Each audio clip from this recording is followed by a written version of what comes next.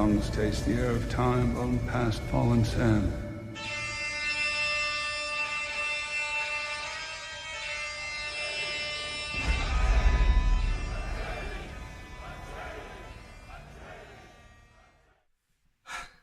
Greetings to you, fellow travellers of the Golden Path.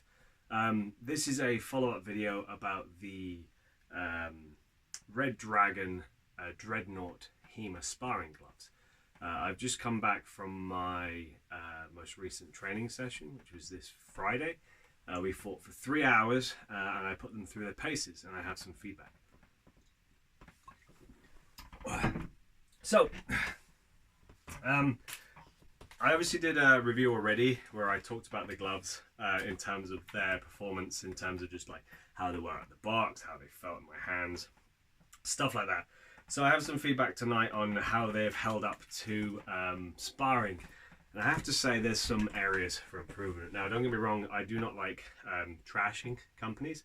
I don't like putting companies down. I understand that these are the first batch that they've made, but I have some serious areas of improvement that need to be made. And I'm going to demonstrate that to you in just a moment. Just for some context, we spent all evening, I taught people axe and shield this evening, so a lot of one-handed fighting was going on. And then I spent a good 20 plus minutes, maybe more, fighting with a side sword, and a nylon side sword at that, with the gloves in question. So this was primarily what I was fighting with. I did not engage in steel longsword at any point because I deemed it unsafe to do so, given its performance against nylon single-handed swords. On their website they say they're not tournament rated and they are only good for controlled steel combat, which is fair enough. That's kind of a good disclaimer for them, because that's pretty much my experience. So I put my review up a few days ago, Wednesday maybe, and I fought with these gloves for one evening, one training session, one night. And as of right now, the left glove's thumb grip has, thumb guard rather, has ripped free, and the right thumb guard is halfway to doing the same, and I'm going to explain why. Looking at them compared to the Spez Heavies, I know it's not a fair comparison. The Spez Heavies are full contact gauntlets, and these things I have taken through the absolute ringer. They are scarred to absolute buggery. I know you can see that. I've had to repair a cracked thumb grip. I have a video about how to repair these things and keep them running if you're interested. So they've taken their fair share of damage. They've had poked full of holes. The rivet under here has ripped away from the webbing that holds it on, which I've repaired, and they are still functional. But my point is that I have owned these for a year and a half, maybe longer, and so far they have done me just fine. I've had literally a blackened thumb tip one time, and that's been it. Out with that, it's been knocks and grazes, but nothing serious, because these are the real deal. They really protect your hands, they really keep your hands safe, and honestly I would have been to A&E on multiple occasions, especially when catching a blade directly onto the thumb tip, which this stops entirely with this design. It sort of like encompasses your entire thumb tip, and all of the force is transferred into the sort of like layered plates behind, so it stops your thumb from getting completely and utterly mangled, which would be agony if it happened. So these have passed the test through many hours of fighting, and full contact steel at that. And to be honest, I've fought many hours using the Red Dragon original gloves, and they have their issues. Obviously everyone knows with these things that you are likely to have pinched fingertips when they are compressed against your weapon, and the same with the thumb. And they're just not as protective as they could be, but they're not designed to be. These are sort of beginner's gloves for fighting with synthetic and then fighting fairly lightly. If you're fighting full contact with these, you're going to get injured, and that's only your own fault. They're not designed for that. They're not for that. They are to get you into the sport of HEMA in a way that means you don't immediately get injured to the point that you cannot compete anymore, you cannot fight anymore. But they don't tell you that these things will keep you safe infinitum, because they simply won't. So that's fair enough. These, on the other hand, were touted as being good for one-handed sparring, medium to heavy. They weren't good for tournament against steel, fair enough. However, I've not really done that much with them tonight, I have to say. I've not really put them through as much abuse as I would have liked to, and my left hand didn't really get hit that much, which is weird because that's the one that has failed. The right hand did get hit a lot, and I know you probably can't see that, but it has been scuffed to buggery on the actual handguard. The plastic itself has held up fine, and I don't have anything to add on my previous... Oh god, these this way. I don't have anything to add on my previous review in terms of like where I thought the pinch points would be, because they are the same. I found when holding the side sword with these and taking hits to the hand, the fingertips on the little finger, I'd already said was going to be an issue because it pinches. Like just squeezing it against my hand there hurt my fingertip, but I found it on all the fingertips, to be honest. And I think the reason is basically this. So if you look at the design, this is essentially a bowl. It's a U shape, and it's hypothetically deeper than your actual fingertip will be. But when you take an impact, the plastic will deform because it's thin, which means that that kind of like zone of buffer between you and the blade shrinks, because the little U shape of plastic will be compressed outwards, and that means that your fingertip will be pushed into whatever it is that is pressed against and hit. And the other issue with I find is that essentially because the rivet and the strapping is above your tip, there's just more stuff hanging around above the very nail of your finger that will get driven into your actual nail when impacts occur.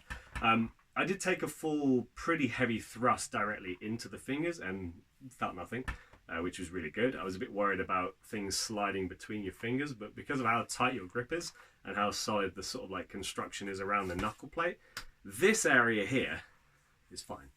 Okay, my only real note, it's not even a complaint, it's just something I've noticed, is that during heavy combat, the plate has a tendency to pop out like that. You see that?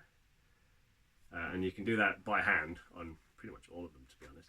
You can slide them out from under the thumb grip, you know, which, you know, isn't a, you know, game changer. It just means that now that there's an access point with a thrust to the squishy part of your finger. The plates aren't covering you fully, and I don't know how to fix that, honestly. That's not my area of expertise. Maybe if this knuckle bow was a little bit more pronounced, I'm not sure. But the point is that happens. I'm letting you know that happens. I don't know if it's going to be a problem or not because I've not been hurt while using it that way.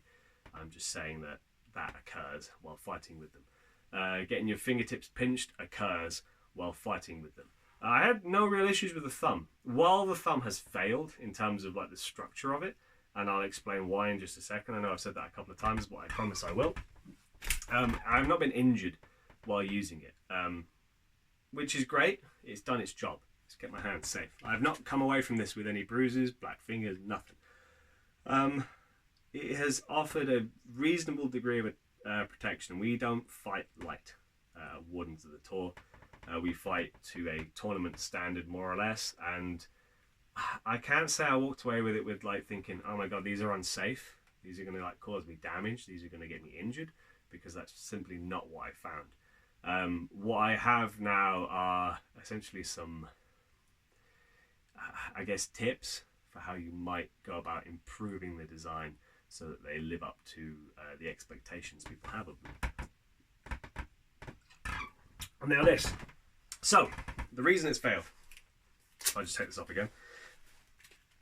Your rivets are not backed by washers. In the Spez Heavies, and I've done my deconstruction video of one of these, each one of these rivets, which is a very similar design to the ones you use, I think you've used a lower gauge steel for your ones, or aluminium, whatever material you're actually using. But it's thinner material because these ones are much more robust, and in addition to being much more robust just in terms of like weight of material, these are, if you imagine the top is flat, the underside is also flat, but there's a hole running through it and the bottom is sort of flared out. And on these ones, that flared out piece of metal is pressed against a washer, which is then pressed against the material of the webbing that holds the plate to the glove. So you have essentially like the bit of the rivet that grabs, and then behind that is the washer, which stops it from pulling through the fabric behind it. It also adds structural stability to the washer itself. The washer adds structural stability to the rivet itself. The rivet isn't expected then to take all of the force of the impacts and things that are going on. And so it just means that it's much more sturdy. And to be honest, I've only had to replace one of the washers, one of the rivets on here of my own. And I did that with an aluminium pop rivet, and I had to make a couple of my own washers just to shore it all up, and that's worked just fine. But the point is the construction means that it has a lot more durability. Yours, however, Red Dragon, you have attached the rivets directly to the webbing, which is just not what you do. I'm not a material scientist and I'm not an engineer, but the webbing itself is fine. Okay, the webbing has not ripped and it has not pulled through. The holes aren't any larger than they're supposed to be. I know the webbing is not as thick as on the Spez Heavies, but you know, they're a better glove, rated for higher things. But I have to say that, and I'll do all this close up as well, just so you can see I'm not just talking up my butt. All of the rivets on one of my thumbs have basically been folded through the force. So on this one here that's pulled through, the rivet is folded in half, which reduces the surface area, which means it pulls through the fabric. On the one next to it, the rivet has folded in half, and the two at the base of the sort of the tip of the thumb, the bit that you really don't want to fail, they've also folded in half, and that's on the right glove. So one of the straps has failed of the two that are there. One of the rivets is about ready to come out of the actual glove itself. What's that? 4 of the 6 rivets in the, 7 rivets that are in the thumb guard have folded. So the actual material has been bent over back on itself so that it's reduced the surface area. It doesn't do its job anymore, it needs repairs. And I've owned these gloves for literally like 3 days, and this is my first training session with them. So that's not good. I'm not saying that you guys suck or anything, because I like your products. I've used a lot of them. I still do. You'll notice, I have a lot of your stuff. I own a lot of your stuff. I use one of your gorgets. I use your leg guards. I've bought your hand protection, having owned your previous hand protection. I'm not saying this as a dig at Red Dragon. I enjoy your products and I think they're great, in as much as they provide cheap and affordable yet usable and reliable materials for people to join the sport of HEMA. What I'm saying is that for these gloves, there are improvements you need to make them worth people's expectations, and to make them like something that you can market and say, these will keep your hands safe. Because this is the main thing. I want people to be able to wear these and be safe. And today, I was alright, but this is just one day, and I'm going to have to do extensive repairs to make these workable for the next session, in a week. And to be honest, like the first time I had to repair my Spezes was after easily a year of fighting in them, which they're much higher grade gloves, but for £150 they're going to be marketed for, they shouldn't break after one session. That's just obvious, and I think you'll agree. So that right glove has gone, and the left glove is completely gone.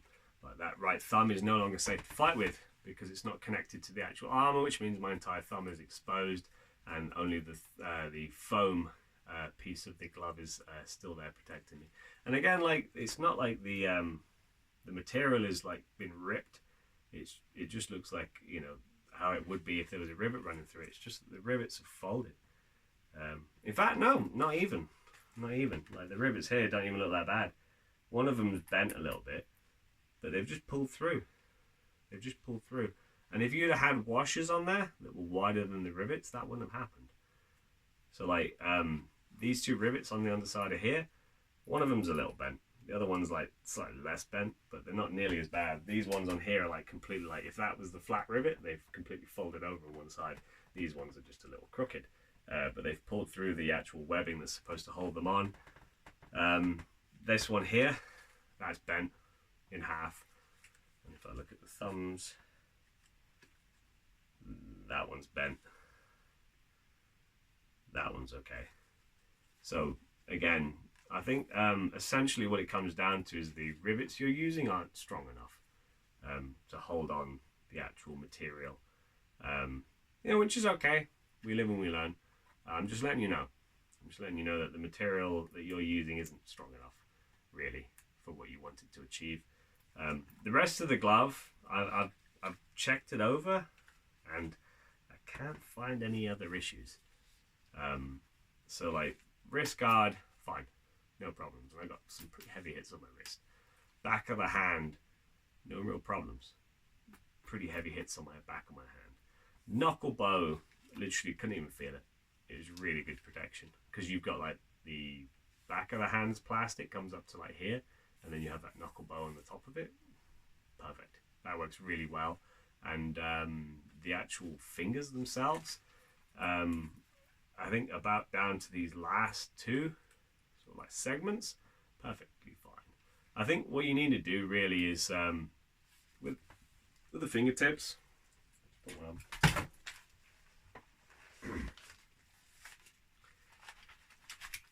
The fingertips, I think, would need to be more like plastrons, I guess. They need to be thicker material. So like, I don't think these ones need engineering any further. So like the first, I guess, 3 on each finger segments are probably fine. The padding's good, the armor's good, the way they sit is good. I'd say the top ones probably need a little more flair that way, or the knuckle bow needs a little more flair that way. That way it covers that gap a bit more, and they're not going to pop out as easily, you know. So I think that could do with an extra thing. I mean, maybe even another rivet just there. I don't know how that'll affect flexibility. I'm not sure if it will, but just another rivet in the top holding it onto the fabric underneath could hold them in place, as long as you use washers. So like that bit, I think fine. Even like this bit, fine. I think maybe you need to consider putting a armored plate here underneath your strap, just so that the inside of your wrist is protected, just because hourglass gauntlets and the like do that, and the spares don't, but the spares have the armored plates in this bit here. So I don't know, maybe that's a nitpick, but you know, I think you could probably do that, seeing as that's already, it wouldn't really do anything to impact the design of the glove if you did that, so it might just be worth doing just as an off chance. Obviously the palm's always going to be vulnerable, you can't really do much about that, so don't worry about that. That's down to us and our form. But in terms of bits that get hit, the thumb is always going to get hit, always. Like the thumb is just super exposed. When you're fighting, if you look at just how you hold your blade, the thumb is just an obvious target. The bits that really need to stop blades are this bit here and this bit here, okay? Obviously this bit here and this bit here at least needs to be survivable, you know? It needs to have it so that it doesn't get immediately trashed. But top of the thumb, top of the knuckle. I think top of the knuckle is pretty good. I haven't fought with it long enough to say absolutely definitely there's no room for improvement on the top of the knuckle, but the top of the thumb needs work. And I saw someone else has put up a review, another HEMA club, comparing these to the Pro Gauntlets, and I don't know how hard they fight at that club, because I've worn the Pro Gauntlets. The Pro Gauntlets completely shroud your fingertips. They're made of very thick plastic. And they're basically like these, if these were like directly crossed with the Spez Heavies. So all of the mechanical and material science that goes into making the Spez Heavies, but in this kind of a profile, that's the pros. And these aren't that. These aren't that at all. To compare the two, I think is disingenuous, and it might actually cause people to buy them and fight really, really hard with them and get injured. And that's not what we want as HEMA practitioners. That's not what we want at all. So I don't think they're on a par with the pros. because they're just not made as well. So here's how you can fix them. Quite simply, you need to have washers backing your rivets. It'll probably add weight, not a problem. These things are feather light anyway, so adding a couple of grams in just metal won't be a problem. You need to think about getting rivets that are a little bit more robust. Go up, I don't know if they run them in gauges or what, but go up a couple of gauges or down, whichever it is. Go up in thickness and sturdiness, because they need it, especially here. Because these things are going to get battered, they're going to get beaten. And I have to say that if I'm looking at this from the top, every single last one of the rivets on this glove have got a dent in them now from where they've been hit.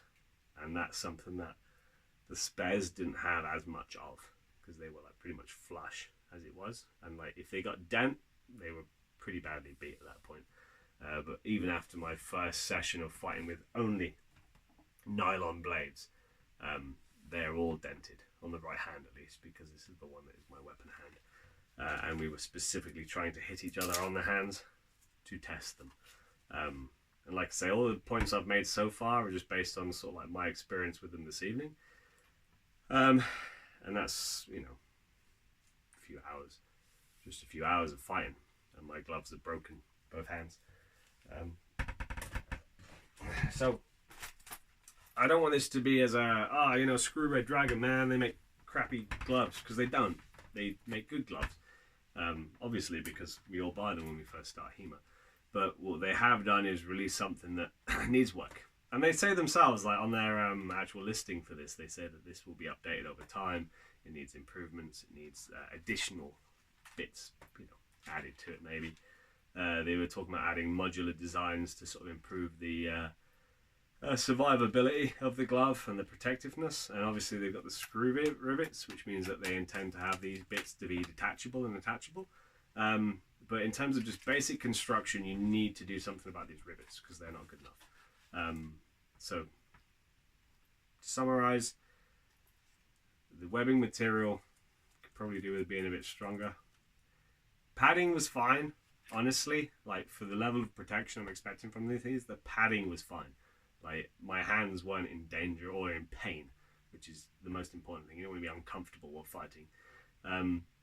My fingertips were getting pinched, but I've got no black nails. I've got nothing. It was just a sensation, like someone squeezing your fingertip, you know, which is just disconcerting more than anything. But like a really heavy hit would probably blacken the nail, you know, like an excessively heavy hit, like you know, like if you were fighting someone who had just gone loony, could break your fingertips. Which, you know, obviously that's not on you, that's on us and our trainees and stuff, and how hard we fight. But the point is that you want these things to protect you up to a level, and I think these things just have like. The expectation of protection is here, and the reality of protection is about here right now. And literally, if you were to replace those rivets with better ones, with washers, if you were to upgrade the strapping a little bit, and if you were to essentially, I would consider like extending these, because I know you want the, you know, people to have like touching the actual blade and stuff. All you need it to have is that these things are thicker. Because I don't even think if they need to be like deeper necessarily, because they should be plenty deep. It's just because the plastic's so flexible, when something hits it, it deforms, and that reduces the area it's actually covering. So if you just made the tips of these like, you know, a mil or two thicker, that would probably resolve the issues for the fingertips, because they're plenty covered. My fingertips weren't in danger at any point. It's just the material wasn't holding up to the impacts, and that's with a big blunt wedge of a freaking nylon sword, you know. Like if I fought with this, that would break my fingertips easily. It's just got more speed, and I know you say controlled sparring with a longsword, and you know that's fair enough, but it's gonna happen, you know, it's gonna happen. So Red Dragon, what you need to do, you need to add washers to your rivets. You need to upgrade the material in your rivets, and maybe update your actual webbing material. Would probably be a good idea. Out with that, they've been pretty good. I fought with them. They're super comfortable. They're very light, very easy to wear. And to be honest, like I enjoyed wearing them, and I will wear them again. This isn't a video to say like, no, screw Red Dragon, man, I'm done with their materials, because I'm not, because that was a really good experience. I enjoyed how dexterous they made me feel. I enjoyed how much grip I had on my weapons. I really enjoyed wrist mobility, and because you're fighting with side sword in your arms all the way out in front of you all the time, you know, like any weight you can cut off, the actual sort of like weight of your weapon, I guess, is ideal. Because if you're using big heavy gloves, so like 6.0 HEMA was fighting in steel hourglass gauntlets for the first part of the fight, and like he was really feeling it, because they are, you know, stupendously heavy by comparison. But I found these things to be, you know, I was barely aware I was wearing them, because they were so lightweight, which is amazing, really. And kudos to you for creating such a lightweight and usable glove, because that's awesome. That means that you've got the opportunity then to fight for longer, because your endurance isn't being sapped by big heavy gloves, which is, you know, where we want to be. So they're lightweight, they're flexible, they're mobile, they're good gloves generally speaking. However, they have some design flaws, and those design flaws literally come down to the materials being used, and I think that's an easy fix for a company like Red Dragon. You can definitely do that. You have the machinery and the injection molders and whatever else you use to make these things, so you could definitely, for sure, improve these pretty much overnight. So I'm telling you, as a HEMA practitioner who wants your gear to, you know, be great, I want to see you get better, and I want to see your company flourish and thrive, and I want you to see more of this, because these products are awesome. And I think, honestly, if you can keep producing stuff like this, it just means that new HEMA practitioners have good equipment to use. Because these things were clunky as hell. You know, these are so wide and chunky, and if you try and interact with historical blades with these, it sucks, because they're too thick. And likewise, the Spez Heavies, good luck doing anything other than longsword in these things, dude. They are literal clamshells. They are useless at anything that requires any kind of dexterity. If I wanted to use a side sword, no chance. If I wanted to use a messer, sort of, you know, not great. But, you know, they're good for longsword. And even then, there's a lot of people who argue that you just lose a lot of dexterity in longsword. And they're not wrong.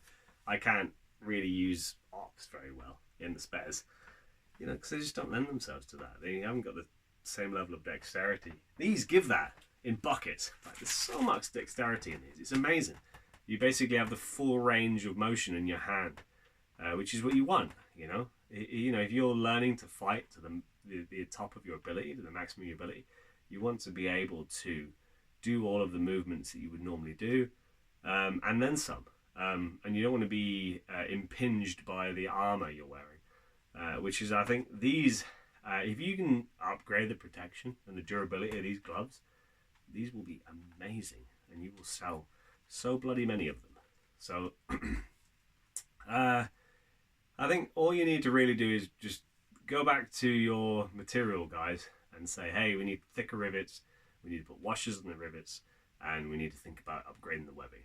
And right now, that's all I can think about upgrading. Oh, and how thick the plastic is on the very tips of the fingers, and probably on the tip of the thumb. I had no issue with the thumb this evening out with the breakage, because I didn't notice that until after I was done fighting. But I'm sure it's going to cause a couple of broken thumbs, you know? And you don't want that. I don't want that. No one wants that. So, if I were you, I would basically, on the next batch you're making, upgrade all the bits I've said, and go forward from there. You know, it shouldn't be that much into your price margin. And to be honest, you could even up your prices. If you got this to the point that the fingertips did not hurt when people were hit on them, and you got it so that they survived months of training, which these have survived not even a day, you would have an amazing product on your hand.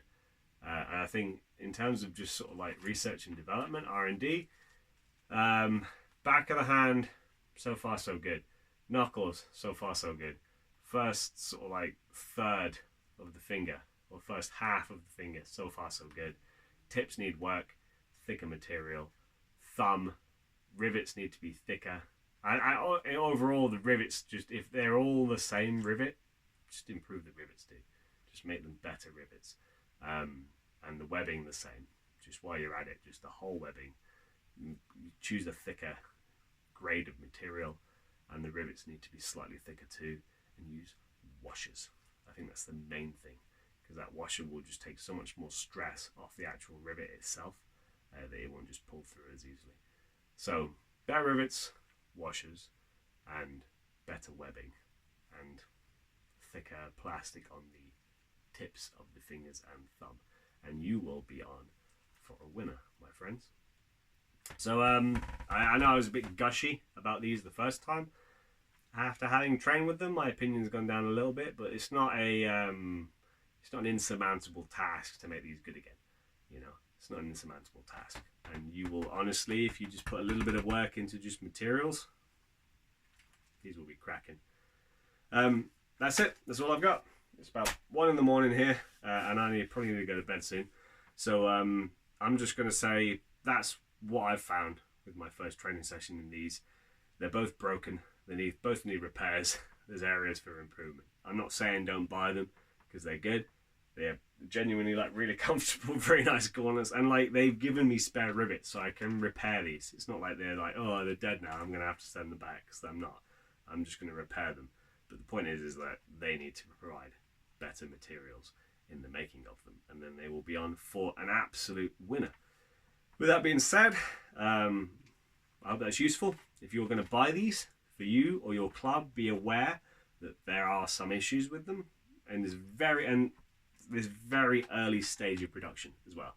Like, they've only just come out. It would be weird if they were perfect off the bat. Okay, and they've said themselves they're going to develop it over time. Yada yada yada. You've had enough from me. Room for improvement. Be careful if you buy these. Don't expect them to be a spares. They're not going to be a spares.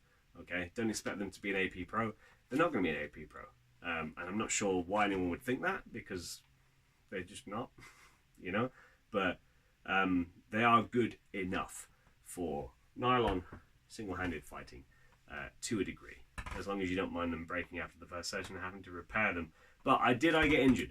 That's the main question, and the answer is no, I did not get injured, which is why we wear protective equipment.